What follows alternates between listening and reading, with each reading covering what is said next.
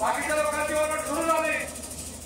काही गावांमधून आपल्या लोकांना बोलायला लागले, शेतकऱ्याचे कांदे जात नाही, लोकांची नुकसान होते.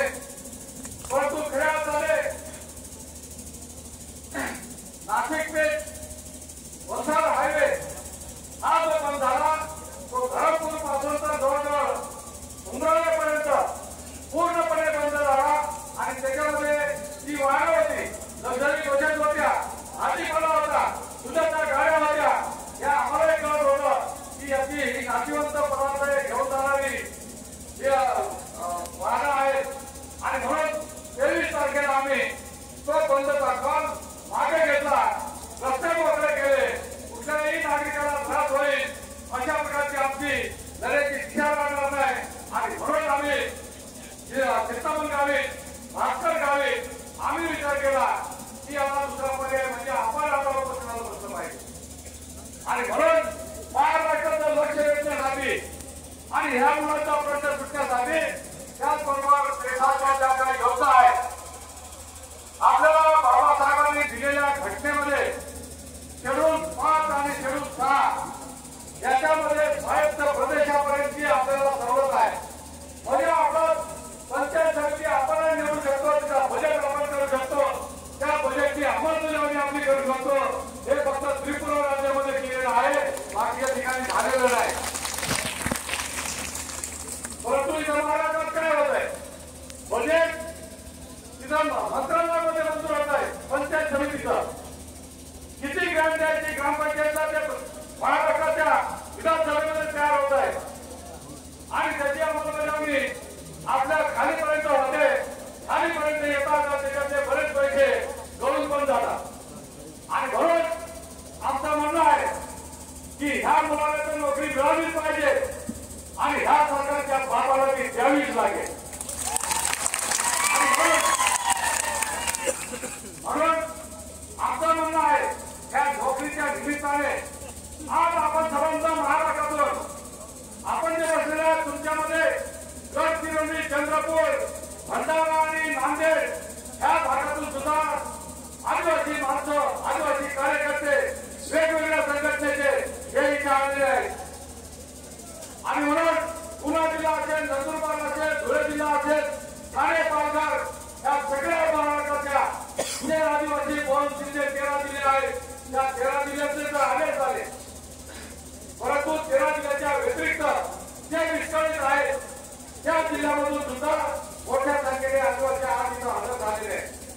मित्रांनो, मला वाटतं की आदिवासीच्या प्रश्नावरती हा पहिला प्रसंग आहे की संबंध महाराष्ट्रातून वेगवेगळ्या झेंड्याखाली काम करणारे, वेगवेगळ्या संघटनेशी संबंध असलेले झेंडा विचार, पक्षीय विचार हा बाजूला धारण, निवड आम्ही आदिवासी आहोत आणि आदिवासीवर होणार अन्याय कधी सहन करणार नाही, त्याच्यासाठी आम्ही आज जातोय, ह्या भावनेने आलेले आहे. आणि म्हणून मला वाटतं की आदिवासीचे प्रश्न हे सरकार उठता बसता म्हणतंय की इथल्या देशाच्या दलित, आदिवासी यांना बरोबर घेऊन सरकार काम करत आहे. जसं आपण जेवायला बसलो की दिलेला चव यावी म्हणून लोणचं पुरवतो हात आणि टाकतोय, ते दिलेला चव येण्यासाठी लोणच्याचा उपयोग करतोय.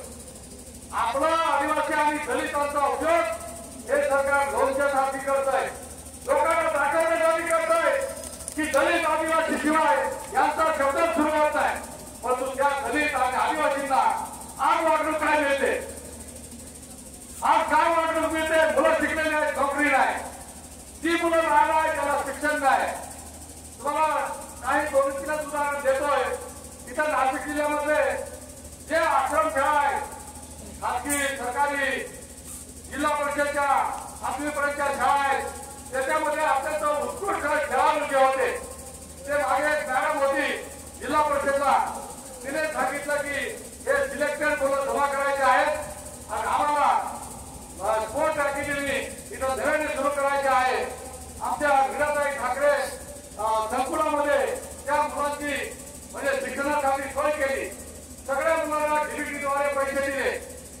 परंतु आज त्या मुलांची 2 वर्ष झाले, त्या त्या मुलाची अशी अवस्था आहे, डीबीटीचे पैसे त्यांना मिळत नाही, कोणी त्याच्याकडे पाहायला जात नाही, कोणी त्या मुलांना शिक्षणाचा कोच पुरवत नाही, काही झालेलं नाही त्या मुलांचं।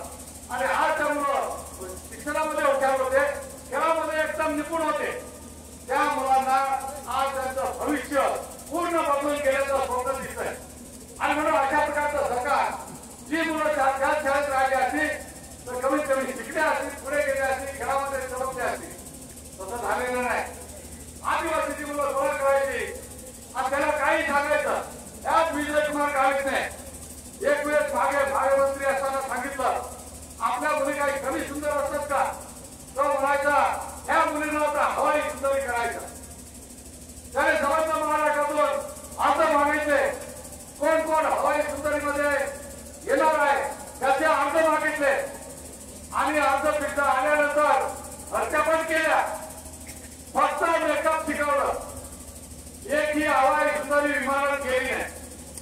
अरे काय पैसे खायचं काम आहे करताय, याच्यावरती कोट्यावधी रुपये खर्च पण केले।